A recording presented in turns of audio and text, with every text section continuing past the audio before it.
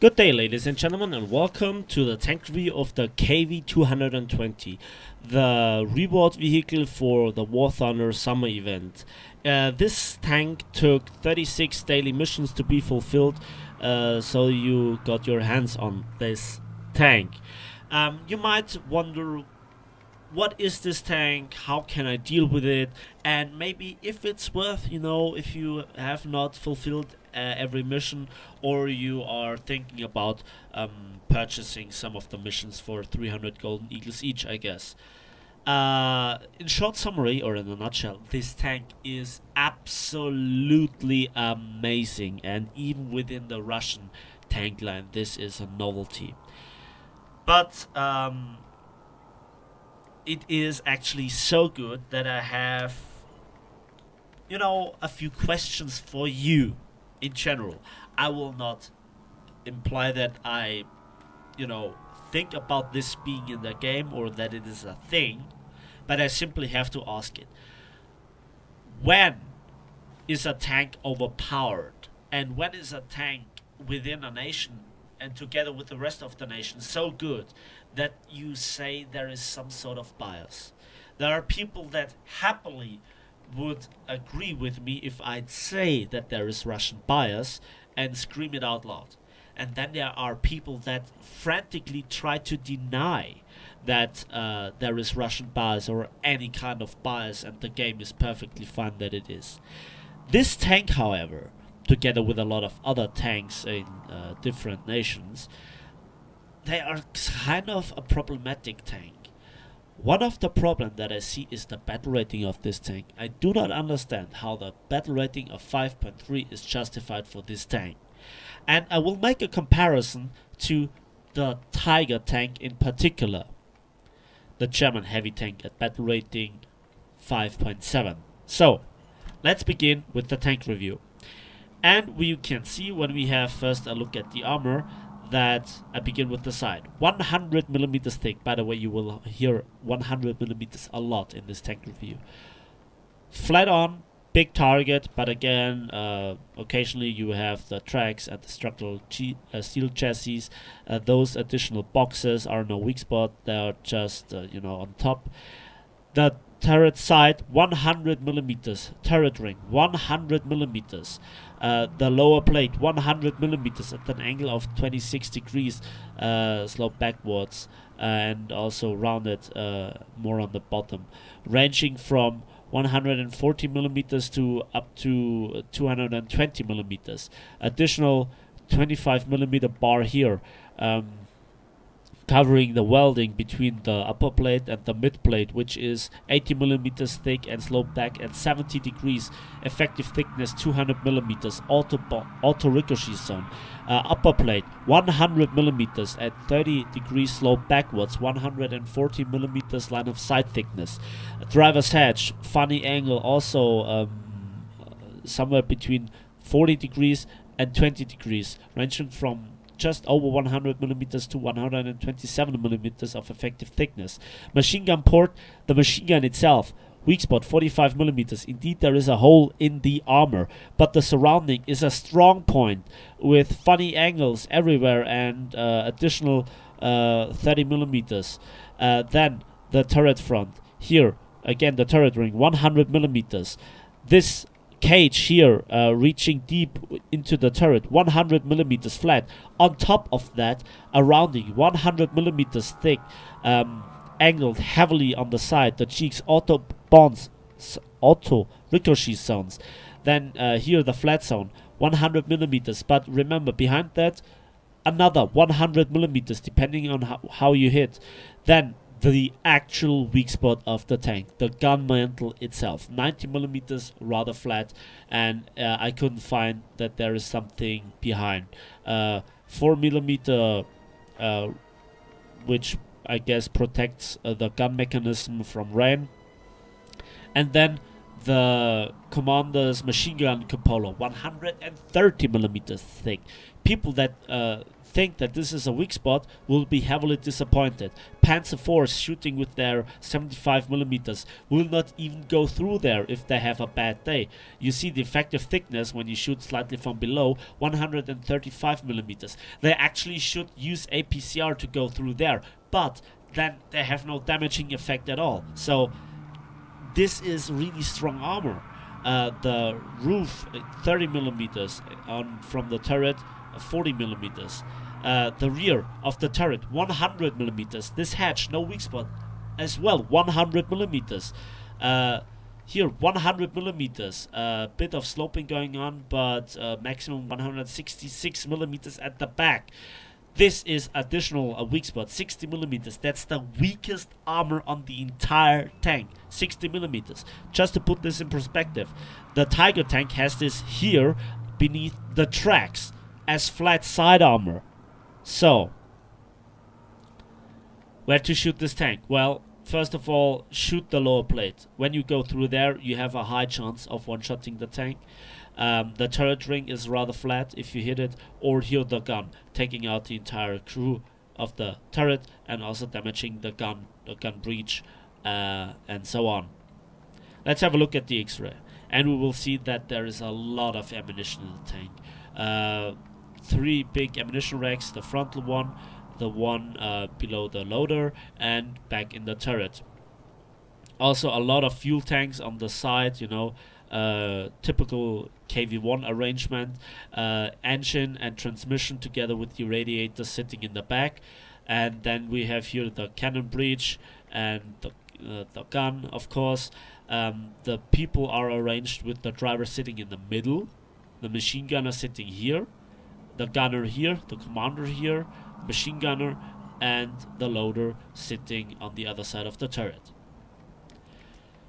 So, then let's talk about the gun. This is an 85mm F30 cannon with 91 shots of ammunition in total and 2 7.62mm D10 machine guns with a lot of ammunition as well.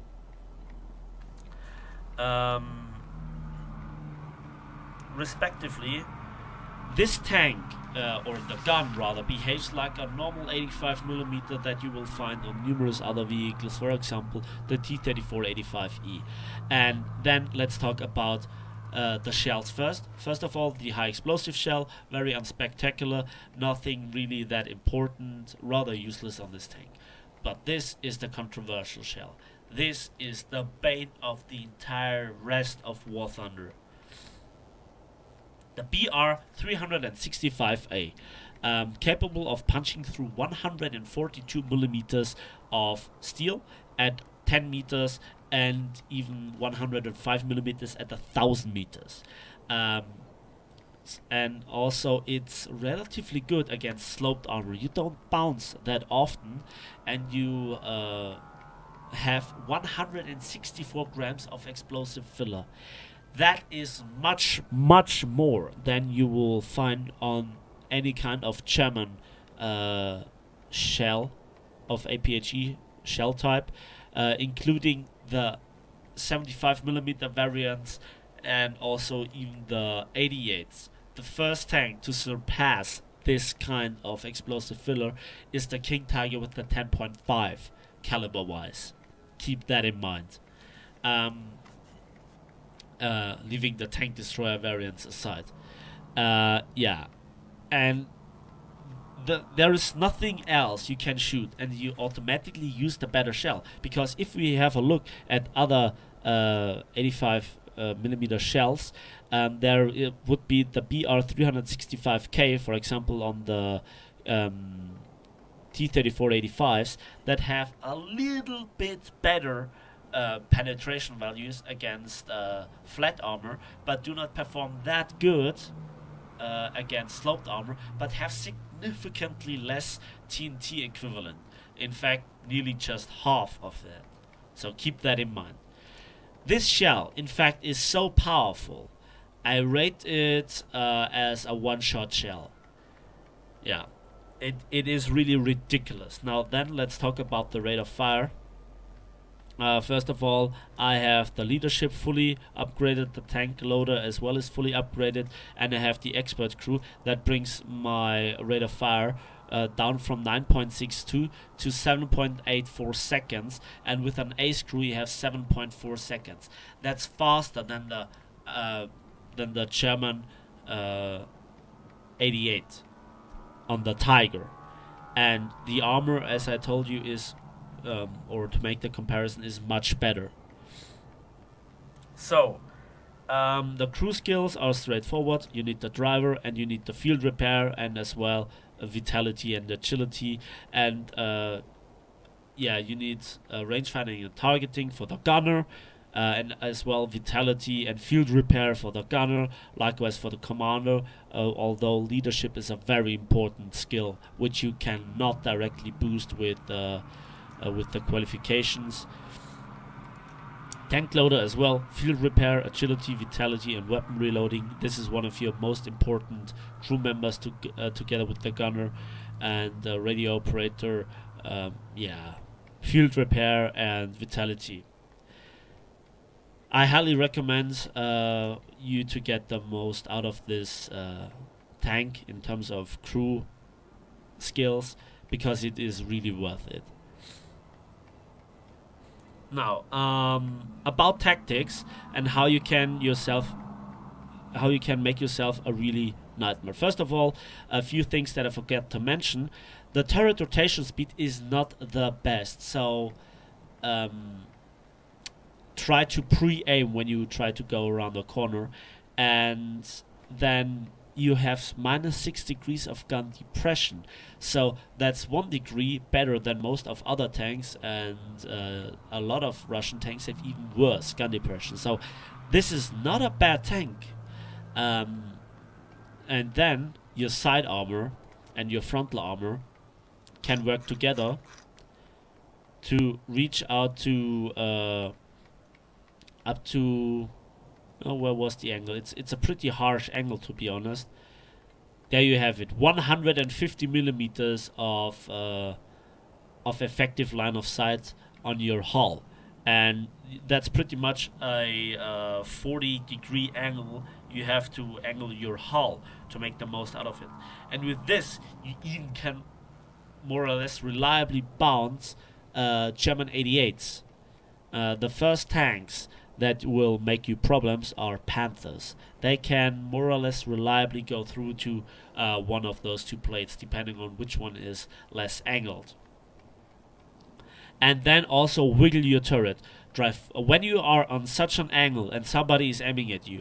Drive forwards and backwards, and while you do this, wiggle your turret from left to right, because they have to hit this, and they have to hit this very precisely. If they hit here, it bounces down and it will not result in a shot trap. I have not witnessed this.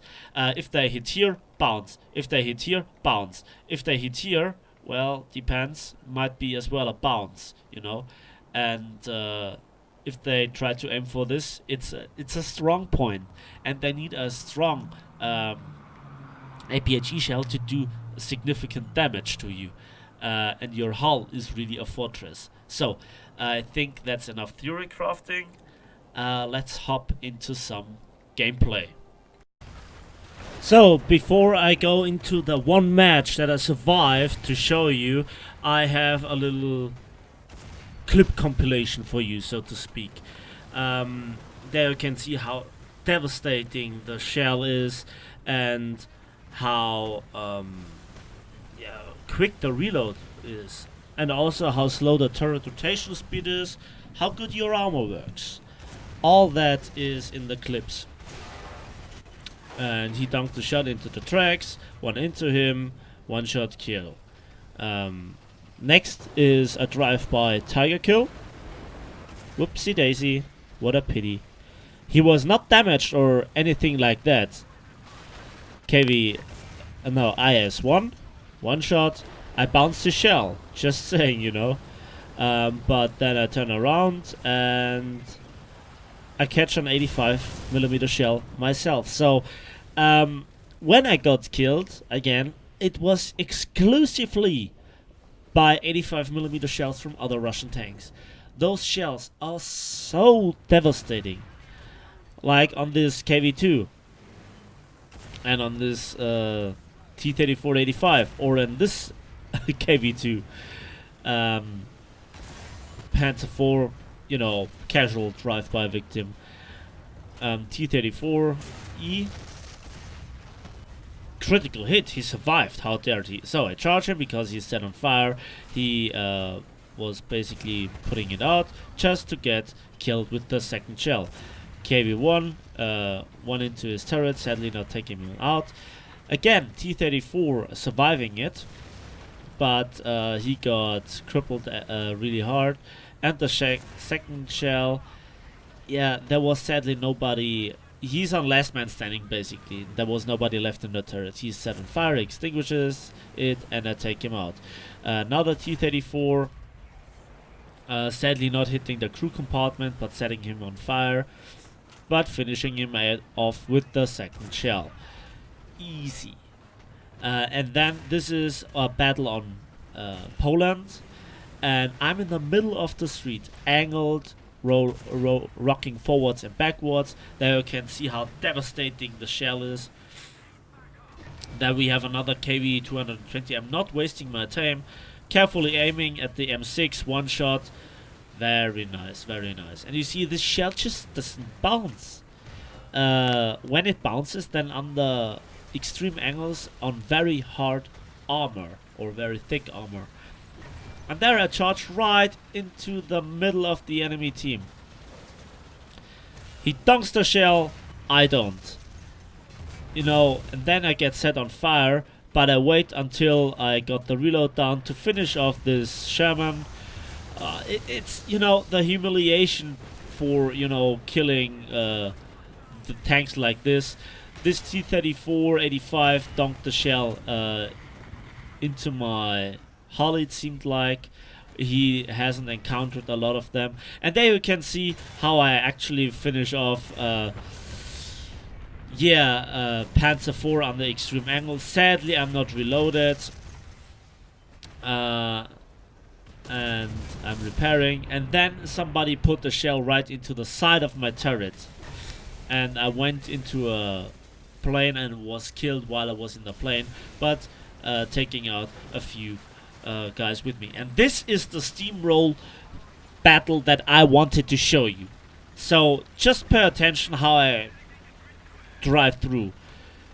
I knew that there was a tank, angling it, one right through the throat, so to speak, the turret ring. He tries to retreat, but I'm having none of this. You are mine. Thank you very much. And this is this tank really is good in every respect, except top speed. And this is normally a place that I would avoid, but there is nobody. I have confidence in my armor. Waiting here a little bit, saw somebody on the radar, but whatever. And at some point I got bored with the enemy and I charged right here. And as you can see, I'm pre-angling the turret, holding the C key to look around and see that this Panther is busy with a Hellcat. Sadly, the shell didn't go off and the Panther finishes in him. And here comes the amazing part. Yeah, that's a Tiger 2P. Obviously he has no barrel in the shell. No shell in the barrel that way. And sadly he was already emptied, or the turret was already emptied by another one, and he got taken out. I don't know if he refused to shoot at me or he bounced. I think he didn't have time to shoot. Then there's an Su-85. I put one into his gun breech and gun, taking it out. And at this point, with another tank, you could be easily overwhelmed by the enemy team because I'm way overextended. But in this tank, doesn't matter. I just charge right through. Again, I'm trying to pre-angle, and then I was a split second faster than the KV2 guy and taking out his gunner. And then one into the driver section. Yeah, this is, it's pretty funny. And killing the Su-85 like that, it's really easy. Yeah, pre-angling the turret again, looking at the radar or the map.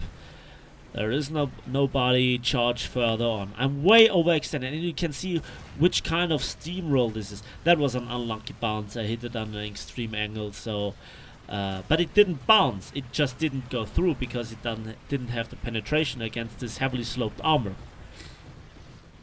And then finishing him off with one shot. And look at the spread of the shell. And then I get tracked. I try to get a shot at this Tiger H1, but I don't want to waste the shell for nothing and wait for better targets. I occasionally bounce, an artillery strike, seeing this IS-1, bouncing on his gun mantle. He bounces on me. Well, fair enough. I try to angle my turret a little bit and wheel it a little bit here and there. Unlucky bounce on the machine gun port of the Tiger. He bounces his return shot, and this time I have a little bit more aim and killing his gunner and the commander, and then advance. I try to kill the IS-1, but he gets taken out the second I wanted to shoot, so I think I have to shoot at the Tiger once again, but hit the sloped middle plate, and even this shell doesn't go through there. So 4 kills so far, and we are in a heavy lead. We're practically spawn camping the enemy.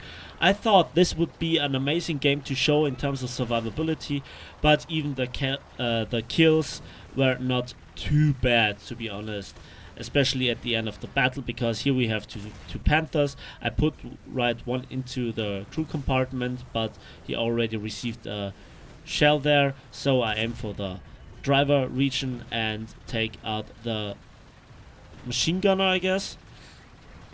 Yeah, the range of those shrapnels is just amazing. Then one in between the turret and the driver section, securing my 6th kill. And yeah, then it's just, cleaning up. We are in the spawn. I think at this point, we should have an auto win system like this, because it's just humiliating. People spawning in at this point, they practically are doing the wrong thing. So yeah, let's have a quick look at the post-battle results screen after we won this battle. Shouldn't take too long anymore. Unsurprisingly, I get the Survivor Award and 6 kills. Easy as that. I was just 4th in team with 1,582 points, but for 6 kills and 4 critical hits and 4 assists, I got 53,000 silver lines and 5,953 research points. But because I'm researching a tier 5 vehicle, the reward was cut basically to a third, nearly. Yeah, so that's the KV220 for you. For me, this vehicle is really worth getting. Expect a spam of this vehicle in the next future. And as you can see, in 9 battles I died 8 times because I did really reckless gameplay, but I killed 28 people. So that's like a 1-2-3 kill to death ratio overall. Anyways, thanks for watching, thanks for listening. Please give this video a like if you did, subscribe if you want to see more, and see you next time on the battlefield.